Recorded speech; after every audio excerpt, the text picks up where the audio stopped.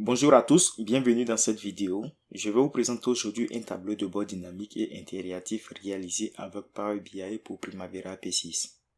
Ce travail est le résultat de la connexion de Power BI à la base de données de Primavera P6. Power BI est un outil de business intelligent développé par Microsoft qui peut être utilisé dans tous les secteurs d'activité, à savoir la construction, l'oil and gas, la raffinerie, le génie civil, la finance, la microélectronique, la comptabilité, l'informatique, etc. Avant de continuer, permettez-moi de me présenter. Je me nomme Samou Tubois Jean-Baptiste. Je suis consultant en management de projet. Je suis capable d'intervenir en tant que chef de projet, projet contrôle, spécialiste en planification et c'est avec cette casquette que je m'adresse aujourd'hui à vous. Je suis titulaire d'un diplôme d'ingénieur généraliste, d'un master spécialisé en management industriel, projet et supply chain de l'École centrale de Paris, certifié IPMA, PMP, PMSP et aussi concepteur de tableaux de bord dynamique et interactif. Pour cette démo, j'utilise la version 17.17 de Primavera P6 et les modèles de projet que j'utilise sont les modèles issus directement de cette base de données. Comme prérequis pour réaliser ce tableau de bord, il faut une très bonne maîtrise de Primavera P6, une maîtrise des fonctionnalités avancées de Primavera P6, une maîtrise de la structure de la base de données de Primavera P6, à savoir les tables physiques et les tables logiques, une maîtrise du Power BI, des compétences en planification et aussi des connaissances et compétences des bases de données relationnelles. Pourquoi ce tableau de bord? Imaginez-vous un instant pour vous interroger la base de données de Primavera P6 sans aucune notion en Primavera P6. Cela résulterait d'un gain de temps pour le planificateur car il y aura moins de sollicitations et aussi un gain de temps pour toutes les parties prenantes car il y aura une prise de décision rapide car l'information sera à disposition et à portée de main, ce qui entraînera une efficacité globale sur tout le projet. Il faudra noter aussi la réduction du coût de formation pour le projet et aussi pour toute l'entreprise, la mise à disposition de toutes les parties prenantes d'informations précises sans risque de problème de versionning et aussi cela permettrait une large et une rapide diffusion des rapports. À la différence de l'architecture classique de la cellule planification, on remarquera à droite que nous mettrons à disposition de Power BI une partie de la base de données et les utilisateurs pourront venir s'informer, interroger cette base de données temporaire qui sera mise à disposition, à la différence d'un rapport statique que la plupart des projets aujourd'hui ont l'habitude d'émettre. Du fait que ce tableau de bord soit interactif et dynamique, tout le monde dans l'organisation peut s'en servir, sans même avoir besoin de savoir utiliser un outil de planification. Il est donc clairement adressé à la direction de l'entreprise, à l'équipe projet et aux différents sous-traitants. Pour la suite de la démonstration de la démo, nous présenterons l'outil en suivant cet agenda que vous voyez affiché à l'écran. Un lien dans le descriptif vous permettra d'avoir accès à ce tableau de bord. Bienvenue dans la page d'accueil de notre tableau de bord. En haut, nous avons un test déroulant où vous trouverez mes contacts. Juste en bas, nous avons 8 boutons qui permettent de naviguer vers les autres pages du tableau de bord. Juste en bas, nous avons un slicer qui permet de sélectionner les différents projets. Nous avons 3 cartes. La première carte qui nous donne le nombre de projets dans le tableau de bord. La deuxième carte nous donne le nombre de projets actifs. La troisième qui nous permet qui est un moniteur qui permet de définir la date de la prochaine mise à jour. Et juste en bas, nous avons 2 tableaux dans lesquels se trouvent des informations détaillées sur les différents projets. La navigation vers les autres pages du tableau de bord se fait par l'action d'un clic sur les différents boutons. Par l'action d'un clic, nous sommes redirigés encore vers la deuxième page du résumé Ainsi de suite, par l'action de clic, on peut parcourir les pages du tableau de bord. La sélection d'un projet se fait par un clic dans l'un de ces rectangles.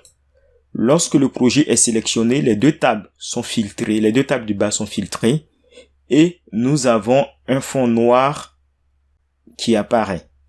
La sélection multiple se fait par le maintien du bouton contrôle et le choix des différents projets. Pour désélectionner un projet, il suffit de faire un clic sur le projet en lui-même comme vous le constatez.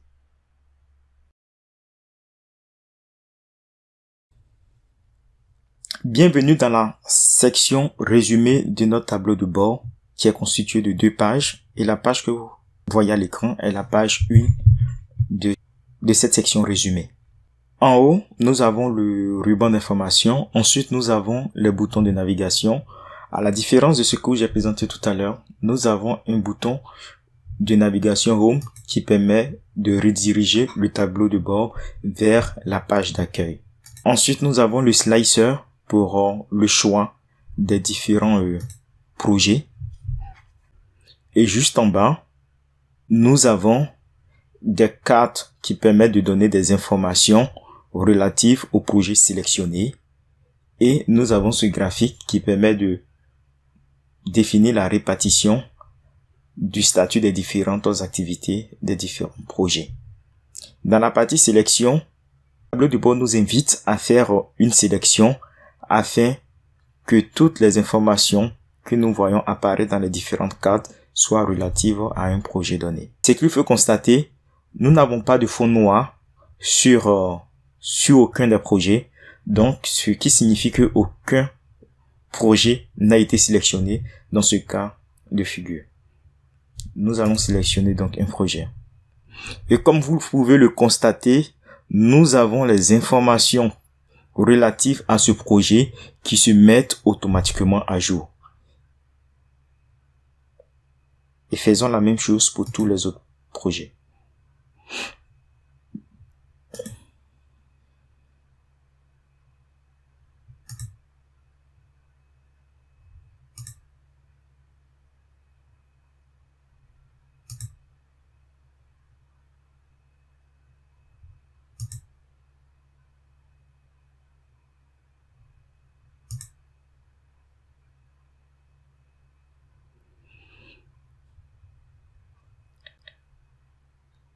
Allons donc vers la deuxième page de cette session résumée.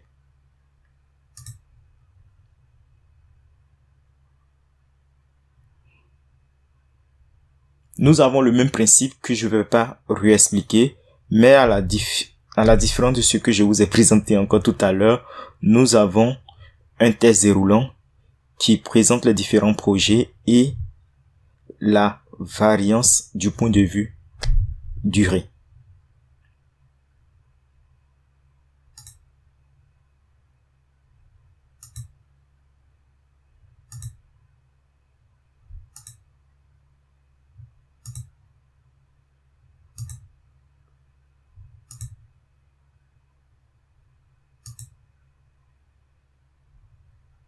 Là, je vais désélectionner. En plus de ce que je vous ai présenté tout à l'heure, dans cette page, nous avons les WBS des différents projets. Donc, vous pouvez naviguer assez facilement dans les différents WBS et lorsqu'un projet est sélectionné, c'est seulement la WBS de ce projet qui apparaît dans cette partie.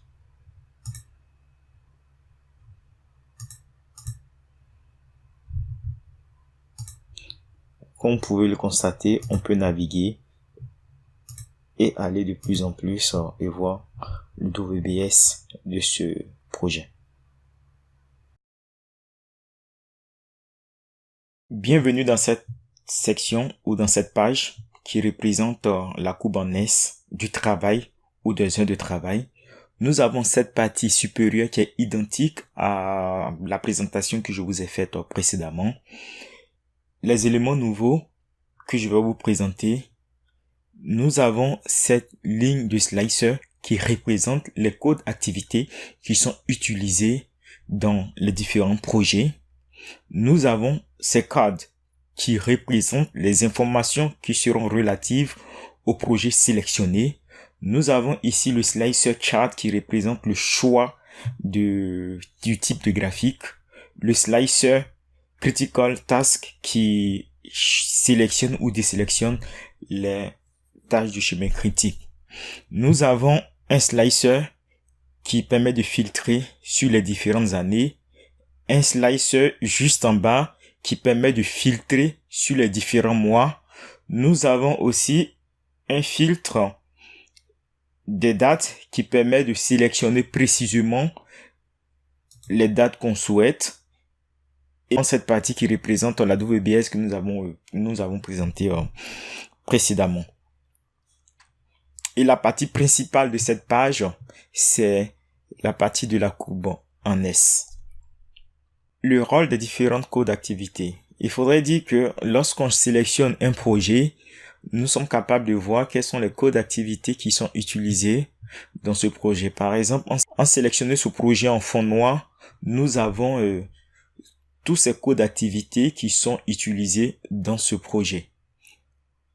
Ainsi de suite, en sélectionnant le projet suivant, nous constatons que tout est vide, c'est-à-dire qu'aucun code d'activité n'a été utilisé pour ce projet. Et on peut faire la même chose pour tous les autres projets. La sélection des différents filtres relatifs aux codes d'activité peut être filtrée dans les deux sens. Je m'explique. En sélectionnant par exemple le code d'activité AM001 en cliquant là-dessus, nous avons les informations relatives au travail de des tâches relatives à ce code d'activité qui figure dans ce graphique inférieur, mais aussi lorsque nous regardons au niveau du fil des projets, nous constatons que seul ce projet utilise le code AM001. Start context et finish context méritent une explication. Ici, nous avons la date de début et la date de fin du projet sélectionné.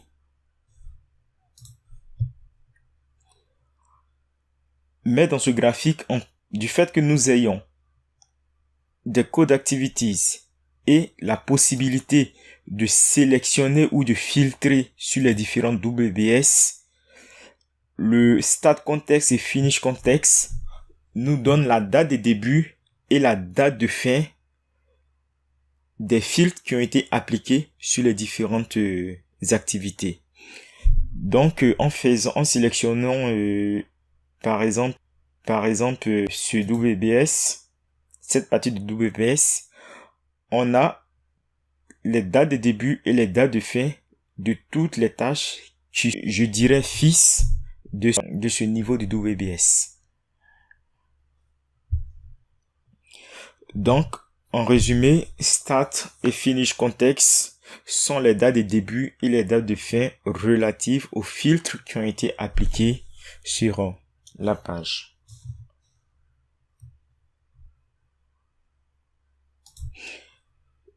Je désélectionne. Concernant les tâches concernant le slicer chemin critique, on a la possibilité de filtrer et avoir les informations sur les tâches relatives au chemin critique juste en sélectionnant la partie critical tasks yes. Concernant le slicer des dates, comme on peut le constater, le projet que nous avons sélectionné s'étend sur des années de 2010 à 2011. En cliquant sur 2011, on filtre seulement les tâches qui sont relatives à l'année 2011. En cliquant sur 2010, on clique sur les tâches relatives aux activités de l'année 2010. Et aussi en cliquant sur janvier 2011 sélectionné et en cliquant sur janvier, nous effectuons le filtre sur les années, sur les activités de l'année 2011 qui se sont produits en janvier 2011. En janvier.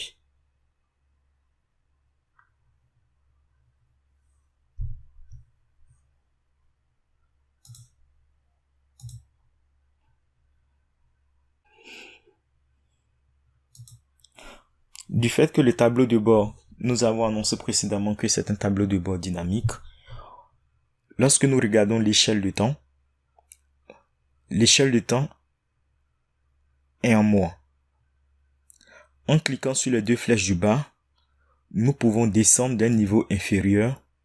Et là, dans ce cas de figure, nous pouvons constater que l'échelle de temps s'est transformée en semaine.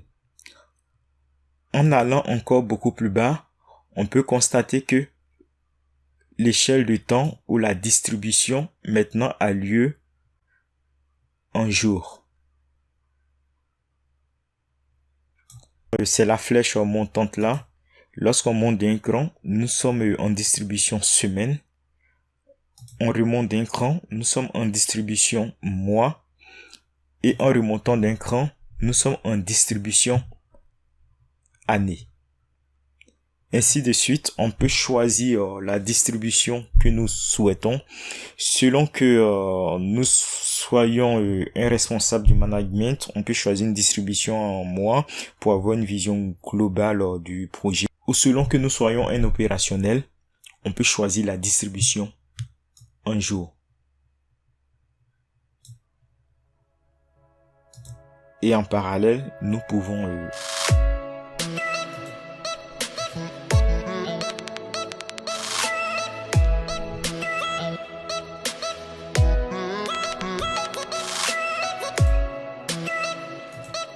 nous pouvons filtrer sur ces différentes tâches ou faire tous les filtres ou combiner tous les filtres que nous souhaitons ou que nous...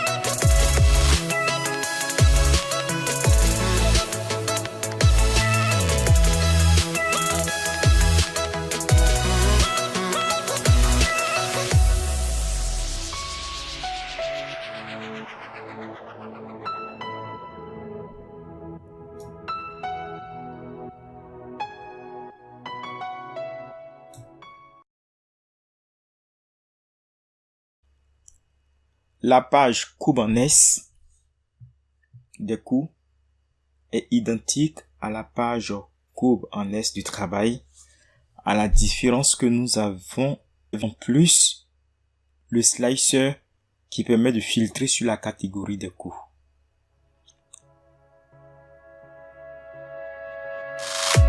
Pour la partie graphique, je vais choisir la distribution en semaine.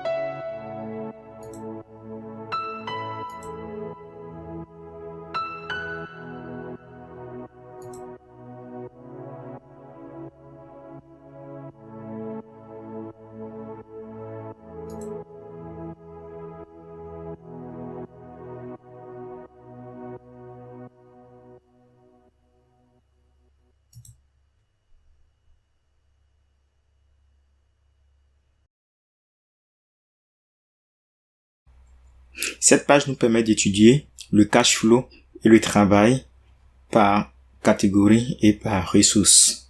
Du point de vue conception, elle est identique aux pages que je vous ai présentées précédemment, à la différence que nous avons le slicer des catégories qui se divise en deux grandes parties, la partie travail, unit, et la partie cost à droite.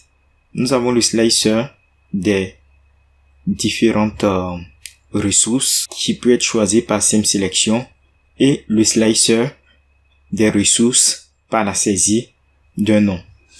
Nous pouvons aussi filtrer sur ce graphique en utilisant directement la WBS ici, comme je vais vous la démontrer. Choisir directement en sélectionnant la WBS, comme je vais vous. Il y a une fonctionnalité que je ne vous ai pas encore dite, c'est que tous les éléments graphiques qui figurent sur cette page, on peut les afficher plein écran en sélectionnant cette icône qui est située ici, mode focus. En cliquant là-dessus, nous avons le mode focus qui est le mode plein écran et nous avons la possibilité de voir la distribution des différents éléments, comme vous pouvez le constater là. Et pour revenir sur le rapport, bien entendu, on clique sur le bouton ici et nous retournons à notre rapport. Du point de vue fonctionnel, à la différence de ce que je vous ai présenté tout à l'heure ou précédemment, ici, nous avons l'obligation de choisir une catégorie, raison pour laquelle je l'ai mise en rouge. Mais par contre, si nous souhaitons faire une analyse sur tous les projets qui sont dans le rapport, on peut ne pas sélectionner un projet et faire une analyse en multi-projet.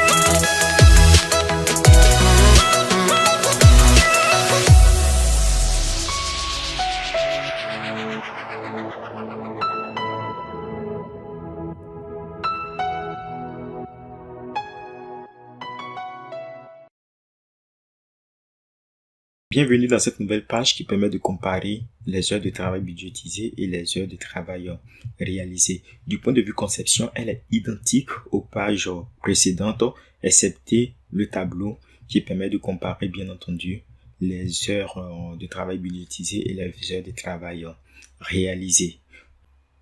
Tous les slicers et tous les fils que vous verrez sur cette page fonctionnent comme les slicers précédents.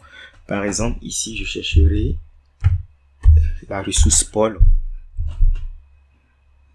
Une fois Paul trouvé, vous pouvez constater que la distribution est en année. Avec les deux flèches descendantes, nous allons dans une distribution en trimestre. Ensuite, nous pouvons descendre en mois. Ensuite, nous pouvons descendre en mois, puis en semaine et enfin en jour. Nous pouvons aussi utiliser le mode plein écran pour avoir une vue globale de cette comparaison.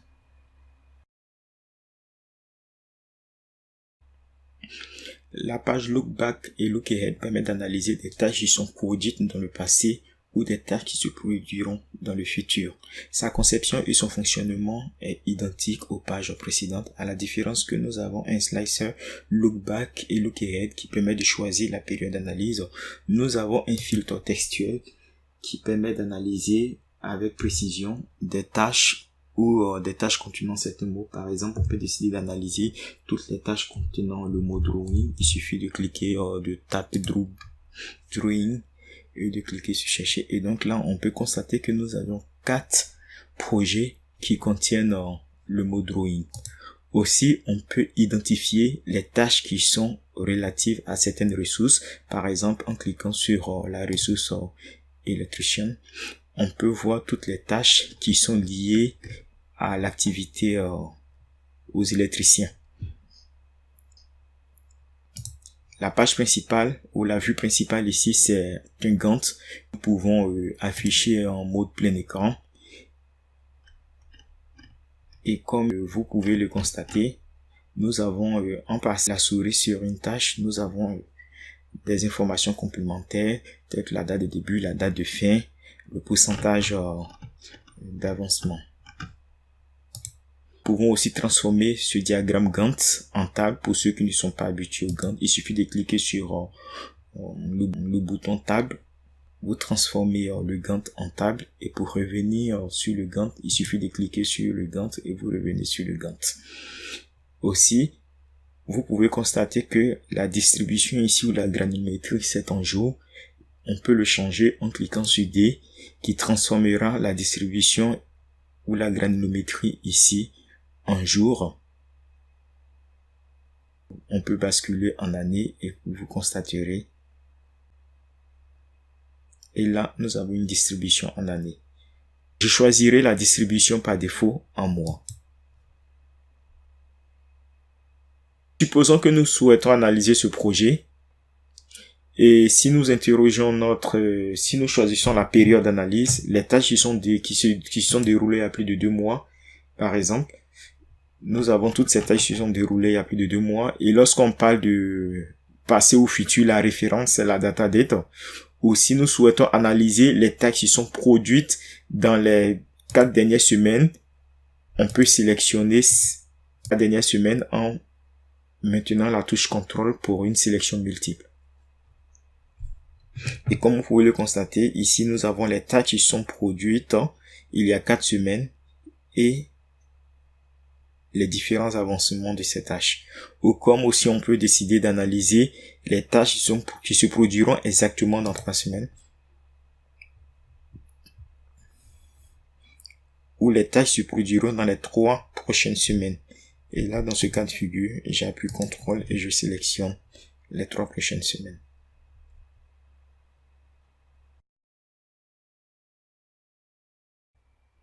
La page Ressources Look Back et Look Ahead est identique à la page Task Back et Task Ahead du point de vue conception et fonctionnement.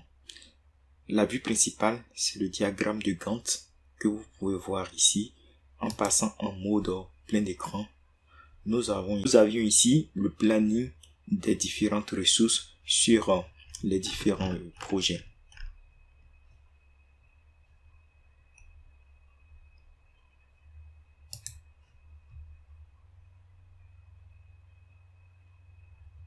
On peut passer en mode table en appuyant sur le bouton table, ou on repasse en mode Gantt en appuyant sur le bouton Gantt.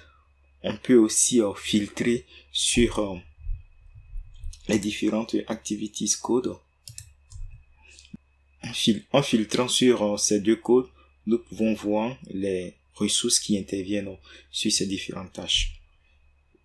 Je reclique sur les codes activities pour les désélectionner.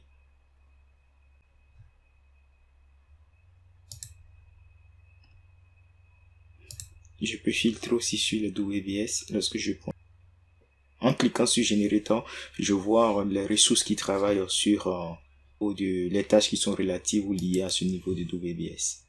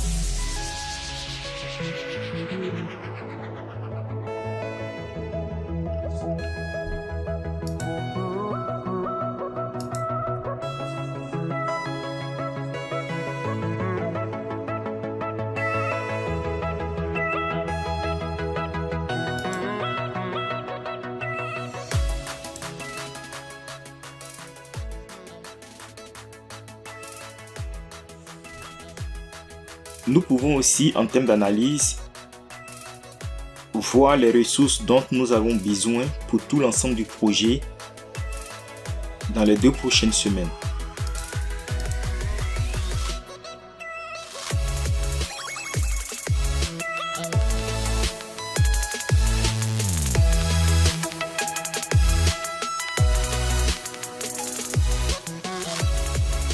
Et donc, comme vous pouvez le constater, nous avons besoin de toutes ces ressources dans les 2 prochaines semaines et voici le planning de ces différentes ressources.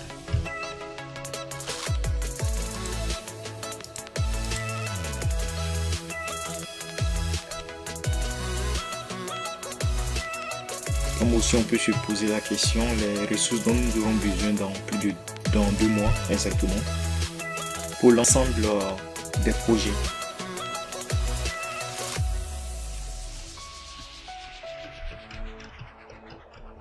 Nous pouvons sélectionner aussi un projet.